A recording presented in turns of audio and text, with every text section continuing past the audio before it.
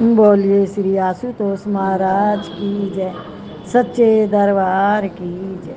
भगवत प्रेमियों, सभी के हृदय में बसे हुए शुद्ध परमात्मा को शुद्ध हृदय से नमस्कार नमस्कार नमस्कार। सभी के हृदय में बसे हुए शुद्ध परमात्मा को शुद्ध हृदय से नमस्कार नमस्कार नमस्कार। अभी आजकल आपने देखा है, पहले गणेश लक्ष्मी हम दीवार पे मांडते थे, है ना, उससे गैरू से, वैसे सारा किताब में देख देख के ऐसे, फिर फोटो में आने लग गई, फोटो चिपकाने लग गए।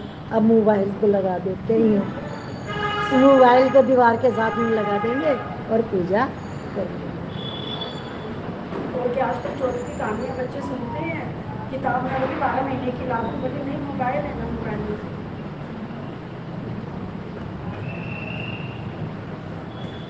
बोलिए श्री आशुतोष महाराज की जय।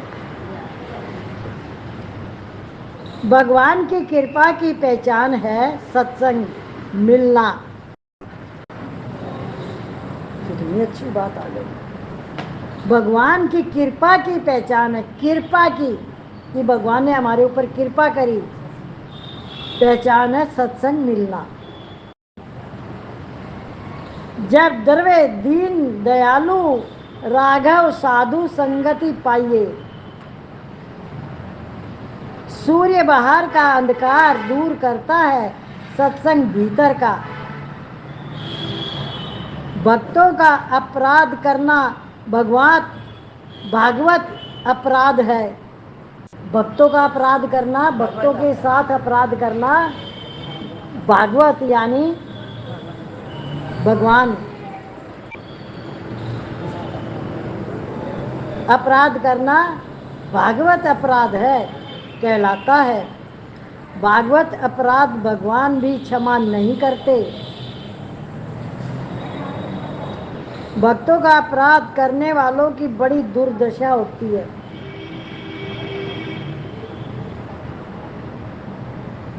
अब आपको पता भक्त कौन है? जो सत्संग में आता है मन से, अपनी भावना से, श्रद्धा विश्वास से, वो भक्त है।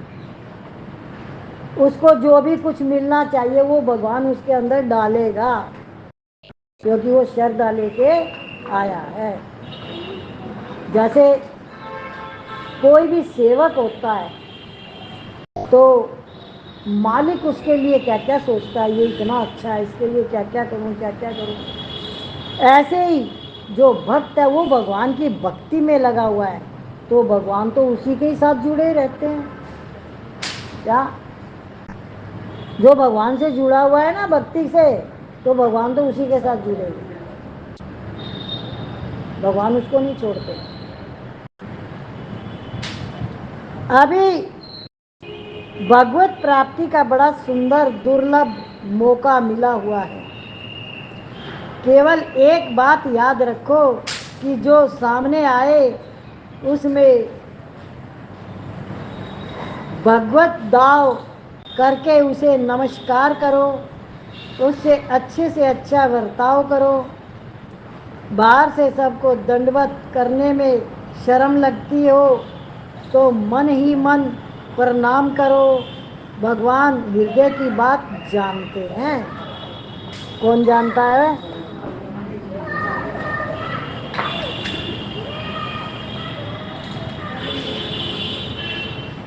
कपट से बड़ी हानि होती है।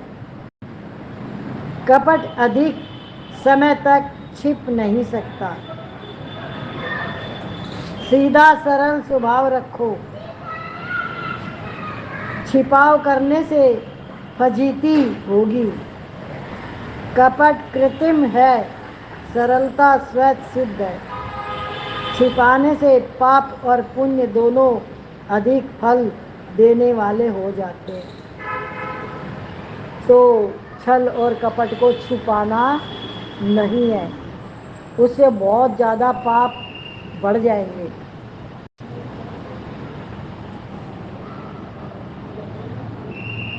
अभी कोई भी अपने मन में बिना विचारे, बिना सोचे, इंद्रियों को छूट, मन चंचला बोल दे कुछ भी, तो उसको ये नहीं पता जो बोला है सोच के नहीं बोला तो उसका परिणाम क्या आएगा। क्या? तो कभी भी किसी भी चीज का अहंकार नहीं करना है। आपके पास धन है, सुंदरता है, बड़ा परिवार है, ये सब कुछ ईश्वर का है, वो मिला हुआ है, उसकी वैल्यू करो। वैल्यू करने से क्या होगा? आप खुश रहोगे, आनंद में रहोगे। और तिरस्कार, अनादर करोगे, अहंकार करोगे तो आप दुखी रहोगे।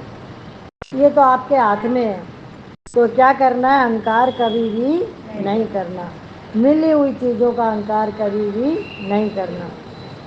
सुषुप्ति में अहम अविद्या में लीन हो जाता है, पर अपना होनापन रहता है। यह विशेष ध्यान देने की बात है। सुषुप्ति में जैसा सुख होता है वैसा सुख भोग और संग्रह से नहीं होता। अतः भोग और संग्रह के बिना कैसे जिएंगे, ये धारणा गलत है। सुषुप्ति में आप हैं पर पास में कुछ नहीं है, फिर भी सुखपूर्वक है।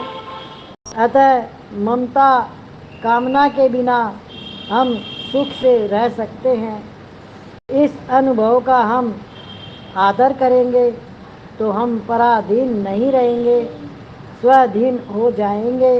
विचार करें, जिसमें हम ममता कामना करते हैं उस पर हमारा बस चलता है क्या? उसे सदा साथ में रख सकते हैं क्या? ममता कामना रखने वाला मनुष्य सुखपूर्वक नहीं रह सकता, परंतु ममता कामना के बिना हम सुखपूर्वक रह सकते हैं। ममता कामना रहित संत खुद भी सुखी रहते हैं और दूसरों को भी सुखी करते हैं। देखो, जो मजदूर मिस्त्री होते हैं वो कितनी मेहनत का काम करते हैं, पता है? हम एक ईंट नहीं उठा सकते, वो कितनी 7 ईंट रखते हैं अपने ऊपर, 2 यूं 2 यूं 5 रखते हैं, 5 7 भी रखते हैं और सीधे चलते हैं। ऊपर चढ़वा हो या कहीं भी, पहले तो बहुत पाड़ लगते थे, अब तो यूं भी फेंकते थे, पता नहीं क्या क्या। खाते क्या है देखा उनको? बिना सब्जी के रोटी। मैंने देखा हुआ है, बच्चा स्कूल जाता है उसको दूध भी दिया, उसके खाने उसको सब्जी भी दी और उसके रोटी पे घी भी लगाया। रोड पे ही बैठ के बना रहे थे। रोटी बहुत सारी बनाते हैं, वो कई बार खाते हैं रोटी, उनको खाना ही रोटी है और वो कुछ नहीं खाते, तो उनका शरीर ठीक रहता है। क्या ये जो बाजार के अगड़म बगड़म आते हैं ना, ये महा हानिकारक है। जीभ का स्वाद, बस इंसान भूख में पेट भरने के लिए उसको खाना है। इसकी बात नहीं है, वैसे भी शरीर को नुकसान करता तला हुआ। तो वो लोग कितनी बार 4 बार रोटी खाते हैं, रोटी खाते हैं और कैसा काम करते हैं, कितनी मेहनत का। इसमें जो आया कि जो छल कपट नहीं करता, जिसके पास कम है, तो क्या वो दुखी है? नहीं, वो दुखी नहीं है, उसकी बहुत वैल्यू है। आज सबसे ज़्यादा वैल्यू संसार में नौकरों की हो चुकी है, ये बात ध्यान कर लेना। एक टाइम आएगा आपको नौकर नहीं मिलेंगे, क्योंकि आज इनके बच्चे कंप्यूटर सीख रहे हैं, पढ़ाई कर रहे हैं और वो घरों में काम नहीं करेंगे। समझ गए? ऐसा काफ़ी तो हो चुका और आगे होने वाला। तो मनुष्य कभी भी दुखी या सुखी होता है तो अपनी विचारधाराओं से होता है। जब अच्छे विचार रखता है तो वो सुखी हो जाता है, जब वो गलत सोचता है तो वो दुखी हो जाता है। और दोनों ही मिथ्या है। प्रकृति के साथ जुड़ के रहो। जो जिस समय आप जिस तरीके का समय है उस तरीके से उसमें फिट हो जाओ। क्या किसमें फिट हो जाओ?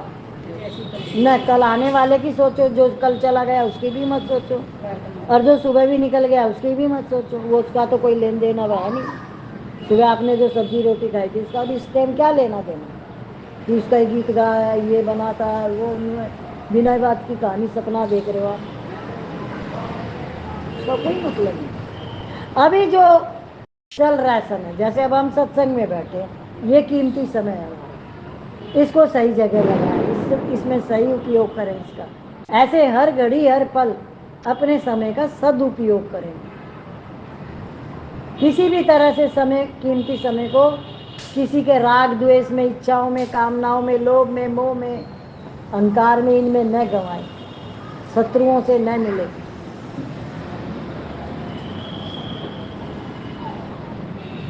हमारा बस चलता है क्या? उसे सदा साथ में रख सकते हैं क्या?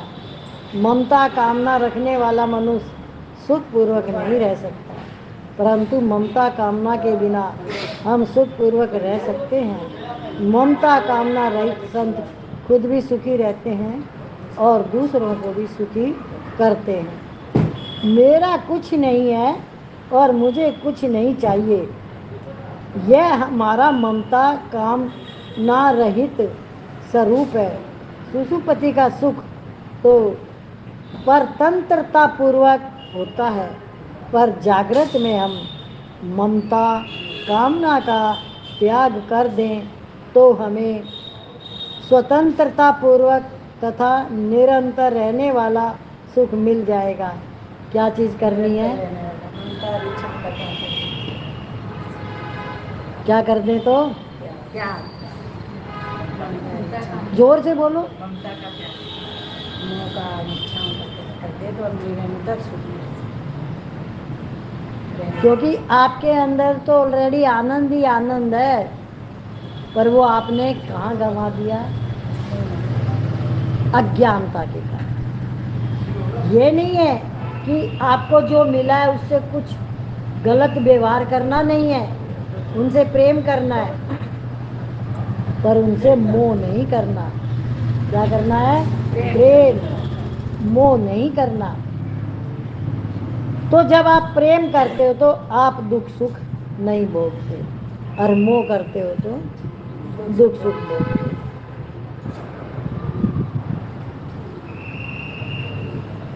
मैंपन, ममता और कामना, ये तीनों दुख के कारण है। इनसे रहित हो जाना ब्रह्म स्थिति है। ऐसा ब्रह्म स्थिति गीता के दूसरे अध्याय का 72वां श्लोक, धन मान बढ़ाई जमीन मकान आदि हमारे क्या काम आएंगे? अरब खरब लो गर्व है उदय अस्त लो राज, तुलसी जो निज मरण है तो आ वही की है काज। आज आपको मैं एक चीज और बता दूं, बहुत समझने की। पहले बच्चे होते थे सीधे, आजकल के बच्चे होते पढ़े लिखे, और वो जो बिजनेस करते हैं या सर्विस करते हैं वो अपने उसी में अपने तरीके से रहते हैं। क्या?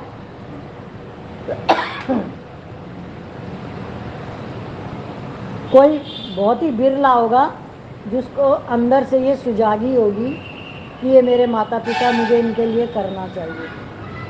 ये क्योंकि वो बाहर पढ़ने गया, फिर बाहर ही सर्विस लग गई, तो माता पिता ने तो क्या किया, पैसे भेजे, ममता नहीं आई ना उसमें।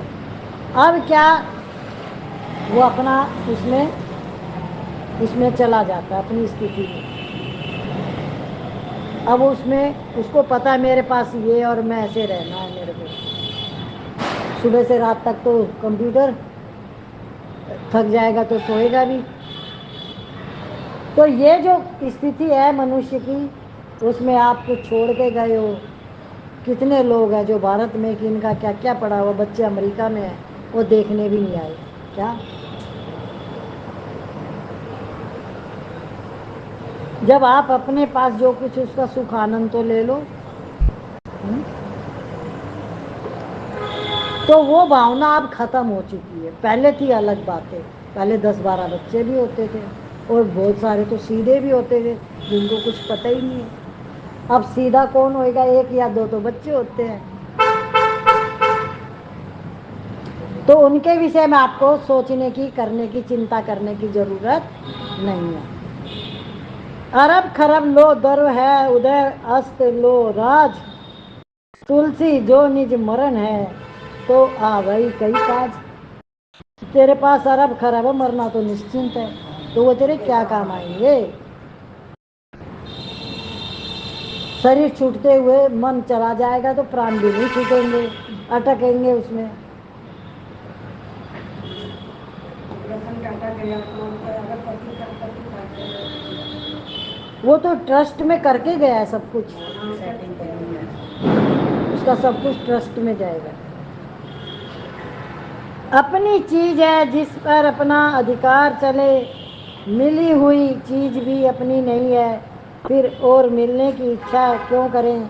जो मिलेगी वह अपने पास कैसे रह जाएगी। संयोग नित्य है, वियोग नित्य है, कम से कम अनित्य की इच्छा छोड़ दें। सच्ची बात को स्वीकार करना मनुष्य धर्म है। देखो, रतन टाटा एक ही काम बढ़िया करके गया, लोगों से आशीष लेके गया सबसे। कोई भी ये नहीं कह सकता उसने कुछ गलत किया, सब ये कहते बहुत अच्छा था, बहुत अच्छा था, बहुत अच्छा था। यही मनुष्य की कमाई है। जीते जी उसने यही कमाया कि लोगों ने उसको बहुत अच्छा बताया। रिलायंस वाले को क्यों नहीं बता रहे, बोले हमारा ये कितना महंगा कर रखा है। कौन सा है इनका, ये जियो, जियो जियो है ना, ये तो उसका अंबानी का है ना। तो वही तो उसी की बात तो कर रहे हैं। जियो बोला कितने पैसे लूट रहा है पब्लिक से, पहले तो सस्ता दिया तो आज के अंधेरे में कौन सा मुकेश से डरूं। हम उसकी बुराई थोड़ी कर रहे हैं, हम तो कह रहे रतन टाटा सबसे बड़ा ही लेके गया है। और इसके लिए लोगों ने कहा कि भाई ये बहुत ज़्यादा पैसे ले रहा है, और हमको इसकी बुराई थोड़ी कर रहे हैं। ज़्यादा पैसे ले रहा है कह नहीं सकते, लोग कह रहे हैं, हम नहीं कह रहे, हमें तो पता ही नहीं ज़्यादा कौन ले रहा है कम कौन ले रहा है। जिनको पता है वो कह रहे हैं, हमने नहीं कहा, हमने यूट्यूब पे पढ़ा, हम वो बात कह रहे हैं। तो कमाई कौन सी करी उसने, लोगों ने धन्यवाद दिया उसको। क्या ऐसे यही असली कमाई है, असली धन है कि आपको सब लोग सुने, देखे, समझे, आप किसी के काम आए किसी भी तरह से। तो कहते हैं मनुष्य शरीर किसी काम का नहीं है। जानवर की खाल भी काम आ जाती है, मनुष्य की तो वो भी काम नहीं आती।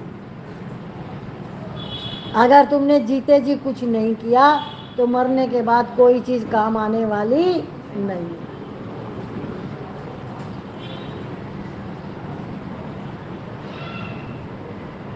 गीता ने कामना के त्याग पर विशेष जोर दिया है। ऐसा होना चाहिए, ऐसा नहीं होना चाहिए, यह कामना है। शांति स्वतः सिद्ध है, अशांति कामना से ही होती है। संत लोग कामना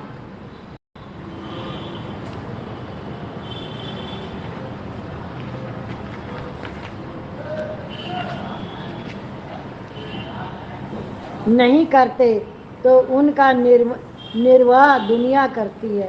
संत लोग काम नहीं करते तो उनका निर्वाह दुनिया करती है। कामना की पूर्ति करना हाथ की बात नहीं है, पर कामना का त्याग करना हाथ की बात है। कामना के त्याग से तत्काल शांति मिलती है। त्याग इच्छा निरंतरम, गीता के 12वें अध्याय का 12वां श्लोक। करने में सावधान और होने में प्रसन्न रहो। सब कुछ परमात्मा का स्वरूप है।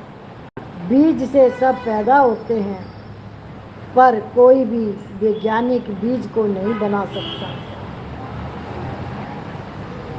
क्या बीज वैज्ञानिक नहीं बना सकता। और सब कुछ बीज से पैदा होता पैदा होता है। है। वो बीज बनाने वाला है।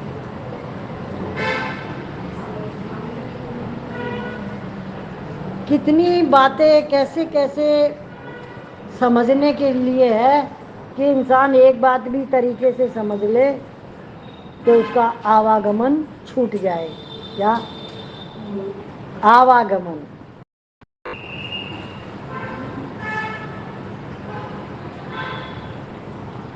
सब कुछ परमात्मा का स्वरूप है। बीज से सब पैदा होते हैं, पर कोई भी वैज्ञानिक बीज को नहीं बना सकता। जो बीज बोया जाता है उसी से वृक्ष होकर अनेक बीज पैदा होते हैं। परमात्मा संसार मात्र के अव्यय और सनातन बीज है। जैसे हवाई जहाज, ट्रेन आदि तो दिखते हैं, पर उनके भीतर बैठे हुए आदमी नहीं दिखते। ऐसे ही सबके भीतर परमात्मा है।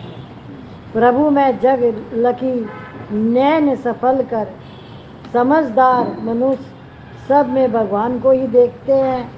आप सब रूपों में परमात्मा को देखने लग जाओ तो फिर वैसा ही अनुभव होने लग जाएगा है जैसा दिखने लग जाए उसका नाम है ज्ञान। परमात्म स्वरूप संसार की सेवा करो, उससे सुख मत चाहो। संसार की सेवा करो पर सुख मत चाहो। जैसे एक संत ने बताया, लेडीज थी तो वो साधु बन गई, उसमें आश्रम में चली गई। तो उसने एक लड्डू गोपाल को अपना बना लिया। क्या? उसने अपनी बात बताई, लड्डू गोपाल को अपना बना लिया। अब वो कुछ भी काम करे, लड्डू गोपाल उसके दिमाग में रहे हर वक्त। वो चलती है तो लड्डू गोपाल उसके पीछे पीछे चलता है, ऐसा उसे महसूस होता है। क्या समझ गए? उसको लगता है लड्डू गोपाल मेरे पीछे पीछे चल रहा है। क्या समझ में आ रहा है भगवान का कि हवाई जहाज और ट्रेन में तो आदमी दिखते नहीं है, वो तो चलते हैं, पर भगवान तो सबके अंदर बैठे हैं। ऐसी भावना, ऐसी धारणा रखोगे तो सबका दर्शन आपको हो जाएगा। पर कब? जब क्रोध नहीं होगा, लोभ नहीं होगा, अहंकार नहीं होगा, द्वेष नहीं होगा, किसी से इच्छा नहीं होगी, मोह नहीं होगा, तब दिखेगा वो। और ये हमारी भाषा से पता चल जाता है। जब हम वाणी से बात करते हैं ना, व्यवहार, कोई किस तरीके की बात बोलता है, किस तरीके से बोलता है, कितनी नम्रता से बोलता है, कितनी मिठास से बोलता है, या कितनी उत्तेजना से बोलता है, या कितने तीखे स्वर से बोलता है। बात एक ही कहनी है, पर उसकी भाषा से पता चल जाता है कि इसके अंदर इसका स्वभाव संस्कार कैसा है। परमात्मा तो एक ही है, वो सबके अंदर है, पर आप उसको पहचानोगे कैसे? अब जैसे हम कितनी चीज़ों में, कुछ चीज़ें हमें कहीं कहीं से मिल जाती है, सीखने के लिए बहुत चीज़ें हैं, और सीखना कभी छोड़ना भी नहीं चाहिए। कि कहीं कोई भी बात होती है तो जैसे वो कहते हैं, किसी ने कोई बात कह भी दी, सत्संग में तो ये होता है कि कह दी तो क्या हो गया, तुम उसको अपने अंदर क्यों ले जा रहे हो? शब्द को, शब्द अपने अंदर मत लगाओ। संसार की भाषा में भी आता तो कह दिया तो क्या हो गया, उसको गुस्सा आया हुआ था, तो उस क्रोध की बात को तूने अपने अंदर क्यों लगाया? तो छोड़, क्योंकि वो सही बात है, रहना उसी घर में, रहना उन्हीं के साथ। और अब तुमने गुस्सा कर लिया, फिर 2 बात तुम बोलोगे, फिर 4 वो बोले, फिर 4 तुम बोलोगे, फिर 8 वो बोले, तो फायदा क्या मिलने वाला है? तो पहले ही समझ जाओ कि मुझे क्या करना है, कि मुझे क्रोध नहीं करना, किसी से द्वेष नहीं करना, किसी से इच्छा नहीं करना। अब आपको भगवान का दर्शन पक्का होगा, क्योंकि वो आपके अंदर ही है और वो बाहर दिखेगा भी। पर पहले आपको रहनी बनानी पड़ेगी। रहनी कैसे बनेगी? सारी इंद्रियों पे आपका कंट्रोल। क्या? है कंट्रोल।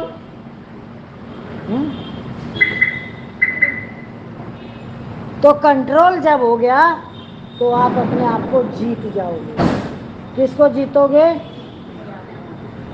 हमें जीतना किसको है? अभी तक तो हम दूसरे को जीतना चाहते थे ना, हैं? नहीं चाहते थे ना, जीते कभी नहीं। इसकी बात तो बहुत बढ़िया है। बोली चाहते तो जीतते थे पर जीते तो कभी भी नहीं। तो जीतोगे ही कैसे? है? तुमने ये इच्छा रखी ही गलत थी। तुम ना जीतो ना हारो, तुम किसी को हराना भी क्यों चाहते हो? है? अपने आप को जीतना है क्या? तो आपको हार क्यों लगती थी? क्योंकि आपने आपको नहीं जीता था। जिसने अपने आप को जीत लिया वो तो कभी हारेगा ही नहीं, और जो हार रहा है तो उसने अपने अपने आप को अभी जीता ही नहीं है। जीतने का अर्थ होता है काम क्रोध लोभ मोह अहंकार शत्रुओं से बाहर, मेरी इच्छा, वैराग वृत्ति। रसना को क्या खिलाना है? रसना क्या है?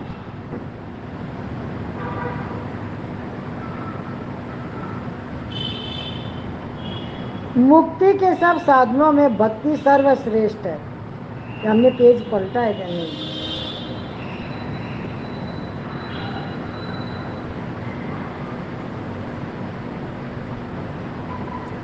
समझदार मनुष्य सब में भगवान को ही देखते हैं। आप सब रूपों में परमात्मा को देखने लग जाओ तो फिर वैसा ही अनुभव होने लग जाएगा, है जैसा दिखने लग जाएगा। इसका नाम है ज्ञान। परमात्म स्वरूप संसार की सेवा करो, उससे सुख मत चाहो। मुक्ति के सब साधनों में भक्ति सर्वश्रेष्ठ है। मुक्ति के साधनों में भक्ति सर्वश्रेष्ठ है। देखो, जो चीज़ क्या पता भगवान किस टाइम किसके अंदर क्या डाल दे। बोले तुम कोई चाहना मत रखो, इसमें आया है। मुक्ति के सब साधनों में भक्ति सर्वश्रेष्ठ है। मोक्ष का कारण समग्र भक्ति रेव रिया विवेक 32 भक्ति नाम भजन का है। भजन है प्रेम। तो ऊपर आया अनुभव होने लग जाए, जैसा दिखने लग जाए, इसका नाम है ज्ञान। परमात्म स्वरूप संसार की सेवा करो, इससे सुख मत चाहो। तो जब अगर आप कुछ चाहोगे और सुख चाहोगे, आप सुखी तो पहले से ही हो, पर वो चाह क्यों रहे हो? क्या आपने खाना खा रखा है, पेट भरा है, आपने कपड़े पहन रखे, तन ढका हुआ है, बिस्तरा है सोने के लिए, छत है ऋतुओं से बचाने के लिए, पानी का मटका भरा हुआ है? तो आप सुखी तो पहले से ही हो, फिर आप कौन से सुख की ढूंढ रहे हो? आप है? कौन सा सुख चाहिए कि आप खुश हो जाओ?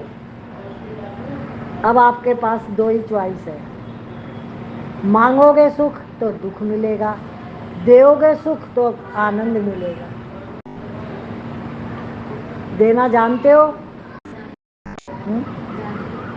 बोले एक जना डूब रहा था तो एक संत ने देखा हो, उसको बचाना तो जरूरी है। तो उसने क्या किया? संत ने उसको कहा ला हाथ दे, तो उसने को देना नहीं सीखा, तो हाथ पकड़ावा ही नहीं अपना। बोला ये तो डूबेगा। बोला दे मत, तू मेरा ले ले हाथ, तू ले मेरा हाथ पकड़। तो उसने पकड़ लिया है।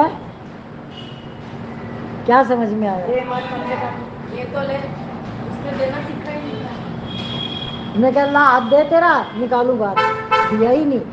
बोला इसको बचाना जरूरी है। बोला चल तू दे मत, ले ले हाथ पकड़ मेरा।